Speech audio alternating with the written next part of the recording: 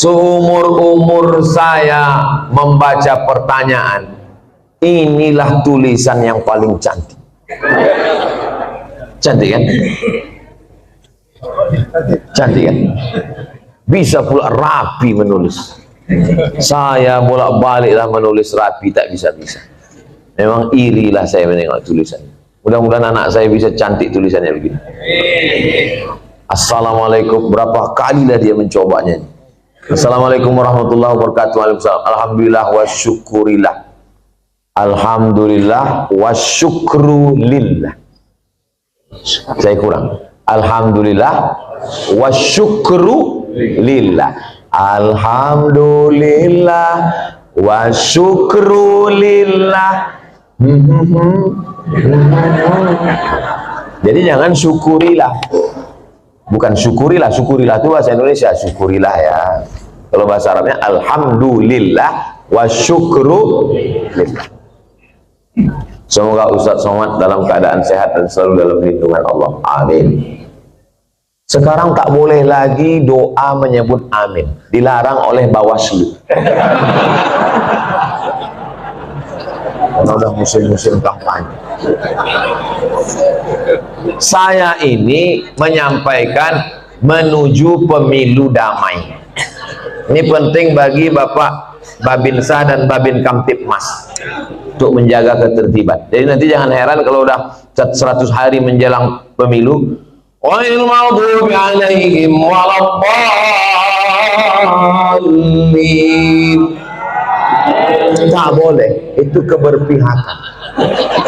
Sunyi nanti masjid dia.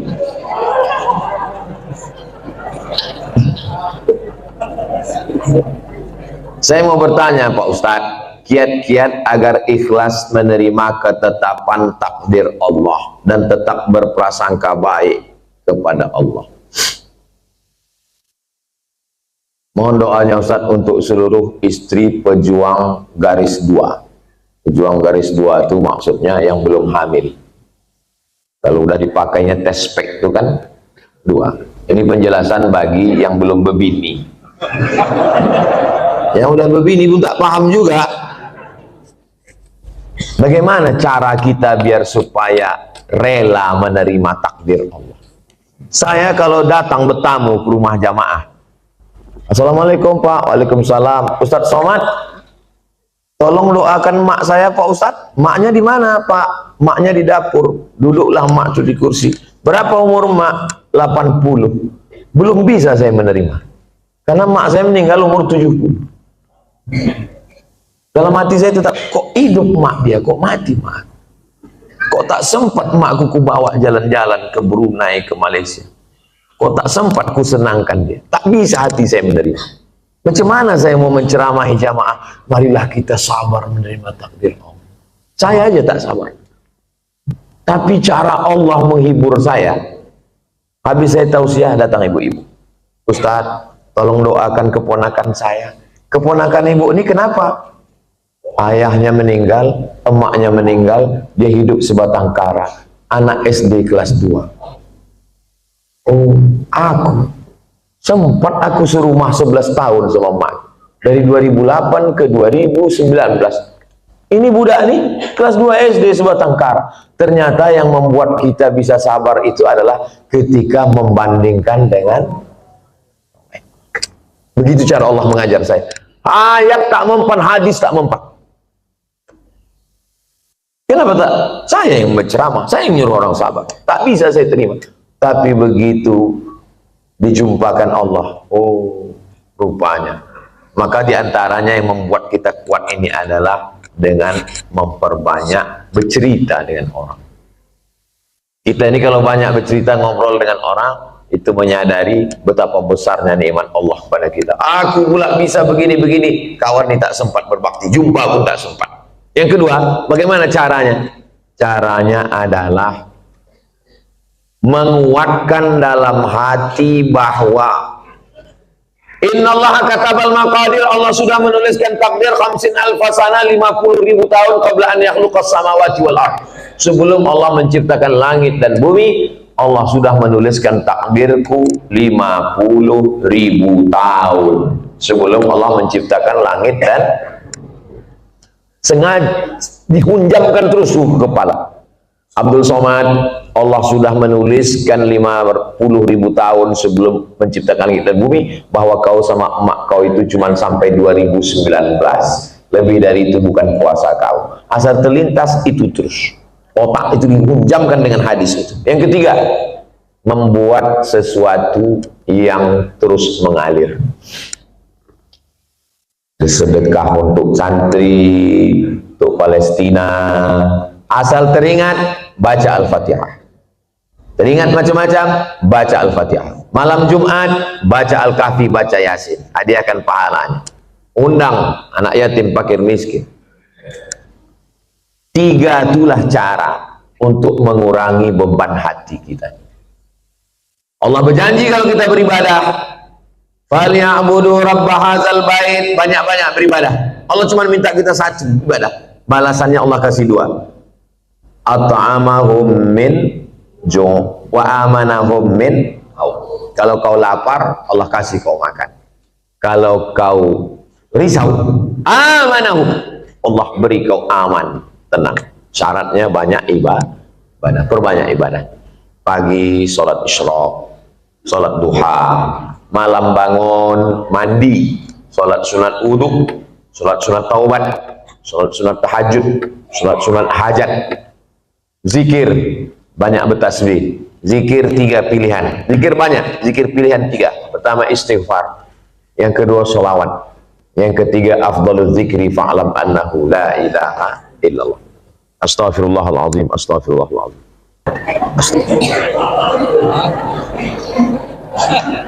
Bolehkah membaca Yasin di pemakaman, Pak Ustaz?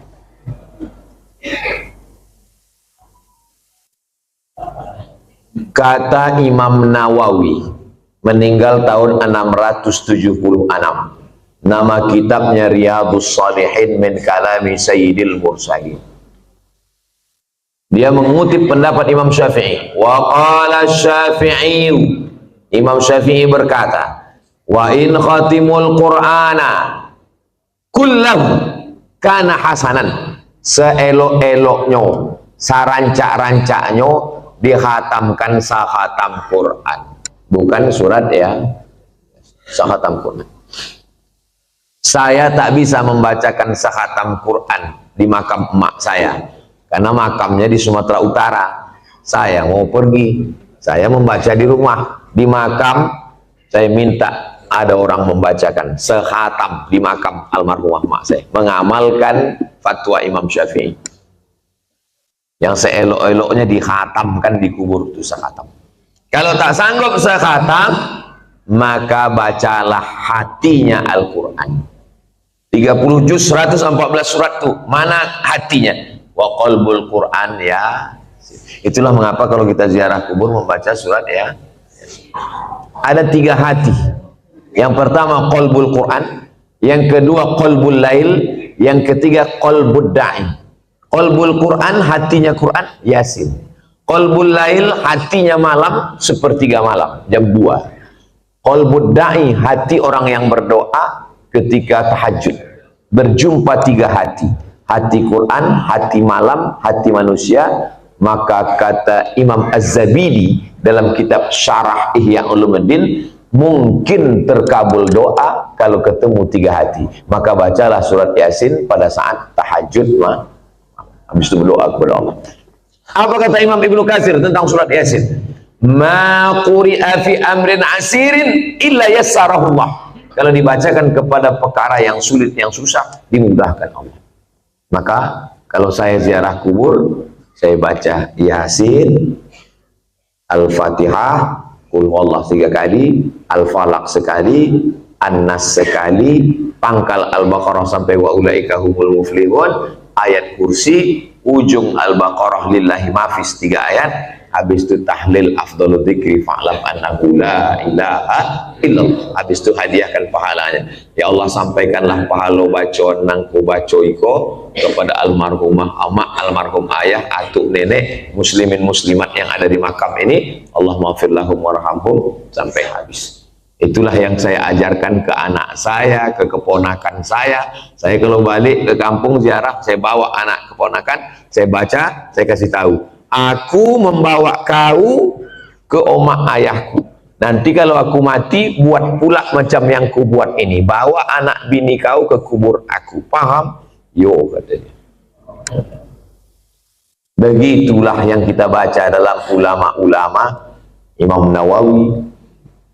Kalau ada orang di Pekanbaru ini yang tak percaya bahwa bacaan itu sampai pada orang mati, saya tak bisa membuktikan. Karena ini perkara ghaibiyat. Saya hanya bisa menyampaikan dalil-dalilnya. Saya tak percaya, kata dia. Ya macam mana membuktikannya? Maka kalau ada orang yang menantang saya, belum ada lagi. Saya tak percaya. Tolong nama kau lengkap sama nama ayah kau. Nanti kalau kau mati, ku kirim. Kalau tak sampai, cepat kasih kabar. Ini kan masalah gaib. Kalau masalah gaib ini yang ditengok adalah dalil. Ana Rizki, khirijin min Ma'had Nuril Hidayah Bengkalis. Sa'usallimukum ya Ustad. Kaifa ra'yukum law nastamir ad-dirasah al-aliyah lakim lan najid ridha min walidina. Nama saya Rizki. Khirijin, khirijin jamak, mufrad khirijun, khirijun. Saya alumni dari Ma'had Nurul Hidayah Bengkalis. Sa'as'alukum, saya mau bertanya ke Ustaz. Kaifa ra'yukum law nastamir dirasah, nuwasil ad-dirasah. Laisa nastamir, nuwasil ad-dirasah. Bagaimana pendapat Ustaz kalau kita mau melanjutkan ke perguruan tinggi, tapi orang tua tak setuju? Mau melanjutkan perguruan tinggi fil kharijid daulah, mau keluar negeri, tapi mak dia tak setuju. Saya ini adik beradik dua. Saya anak pertama, adik saya berdua cuman. Laki-laki dua-duanya. Tak banyak anak mak saya. Jadi waktu saya lulus mau ke Mesir, berat dia mau lepas saya. Aku anakku dulu, tak ada anak betino. Semana nanti aku dah tua. Datang uak saya, abang mak saya, menasehati dia. Harimau mati meninggalkan belang, gajah mati meninggalkan gading, manusia mati meninggalkan hutang. Harimau mati meninggalkan belang, gajah mati meninggalkan gading, manusia mati meninggalkan nama. Kalau kau tahan somat ini di celah ketiak, beginilah cuman dia. Tapi kalau kau lepaskan diri belajar, jadi orang dia, mengajar dia, mengalir pahalanya sampai hari kiamat. Betul cakap puasa itu. Sampai hari ini di mana aja saya tausiah, pahalanya mengalir ke makam almarhumah mak saya. Maka ibu-ibu yang sayang ke anak, bukan kalian siapkan anak dalam kelambu, bukan kalian suapi, lepaskan dia sejauh mata memandang. 4 tahun aku tak balik. Kenapa tak balik? Ongkos mahal. Sampai terpikir juga di kepala, jangan-jangan aku anak angkat, anak adopsi, balik. Sampai akhirnya 2017 saya daftar S3 ke Sudan. Waktu itu umur mak saya sudah 70 tahun. Saya suruh Muhammadiyah. Saya bilang, mak, saya mau mencoba dia, kuat tak dia? Mak sekarang udah 70, di rumah ini sendiri. Aku mau S3 ke Sudan. Nanti kalau S3 ini 2 tahun aku di Sudan tak balik-balik. Apa kata dia? Pergi kau ke Sudan sampai doktor baru kau balik. Kalau aku mati, matilah, yang penting mengalir pahalanya. 70 tahun umur mak saya. Sampaikan video ini ke mak kau. Kalau tak mau juga dia nerima, tahu mak apa itu. Ibu kalau sayang sama anak, lepaskan dia sejauh mata mandang. Nanti dia akan balik pulang. Setelah saya punya anak, baru saya tanya, mak, berat rupanya berpisah sama anak. Oh iya, macam mana mak dulu bisa berpisah sama aku 4 tahun? Asal udah dekat bulan puasa, ayo, ku carilah budak-budak yang hitam macam kau. Ku belikan baju, ku undang ke rumah, ku kasih makan. Hilang rinduku ke kamu. Begitu rupanya caranya. Kadang-kadang sedang mencuci di dapur, ku dengar suara kau main bau. Oh mak, bukan tanggung melepaskan anak itu. Sedang mencuci, didengarnya suara saya itu memanggil. Jadi ibu, lepaskanlah anak sejauh mata-mata. Biarkan dia belajar jauh. Nanti dia akan balik berbakti kepada ibu. Disenangkannya hati. Dan kalian yang kuliah juga cita-cita tak usah banyak-banyak. Cita-cita satu aja, untuk menyenangkan orang. Saya dulu tak tahu mau jadi apa. Tak terpikir saya akan tabligh akbar, tak ada. Yang saya fokus adalah aku mesti kuliah S1, S2, S3. Nanti kalau sudah dapat ku ijazah 3, ku bawa ijazah ini ke Malaysia. Aku mau jadi dosen. Sesudah aku dapat duit, akan ku senangkan oma ayah. Itu cuma, tak banyak, tak lain. Maka tak pernah saya berdoa lebih, karena semua yang dikasih Allah lebih dari yang saya minta. Saya minta cuma S1, S2, S3, dikasihnya saya profesor. Saya cuma mau minta jadi dosen di Malaysia. Sekarang di mana aja saya bisa mengajar. Diminta di Universitas Sabah, diminta di Universitas Malaysia. Saya bilang, rektor, saya tak sanggup untuk mengajar per semester, saya mesti keliling. Saya datang 6 bulan sekali ya, 6 bulan sekali pun jadilah Pak Ustaz. Jadi setiap 6 bulan sekali saya datang kuliah. Bahagiakan orang tuamu. Lepaskan anakmu, wahai bapak ibu. Sejauh mata memandang di hari petang dia akan pulang. Dia tahu di mana letak sarang. Mati kalian, mengalir amal jariahnya. Walaupun nampaknya jawaban ini untuk mak ayah dia, tapi video ini ditonton oleh ayah-ayah, mak-mak yang akan melepas anak. Karena pulang kami dari sini nanti, kami akan melepas 50 anak Riau yang akan berangkat ke Al-Azhar Kairo, Mesir. Seminggu yang lalu saya di Makassar, melepas 50 anak Makassar yang akan berangkat ke Mesir. Orang tuanya saya nasihati, anak-anaknya juga saya nasihati, supaya orang tua melepas anak. Karena kalau kita tahan anak kita ini, siapa yang akan melanjutkan dakwah ini? Saya tak mau anak saya sekolah agama, nanti kurus macam Ustaz Somad. Saya ini kurus bukan tak makan. Kalau ada pejabat-pejabat itu dapat ikan yang paling mahal, namanya ikan Napoleon, 1 juta harga ikan. Ada bupati, ada kapolres, ada dandim, ada kepala dinas. Yang pertama kali menyuap ikan 1 juta itu siapa? Abdul Somad.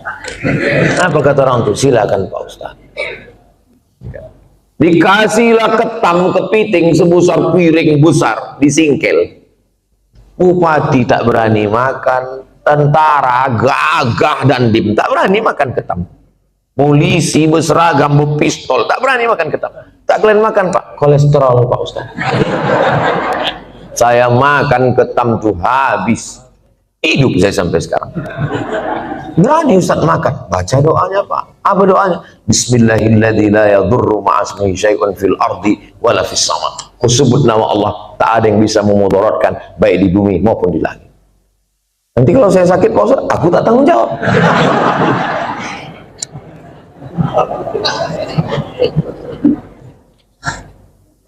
Definisi mengganggu tetangga itu bagaimana Pak Ustadz? Apalagi kita di komplek perumahan.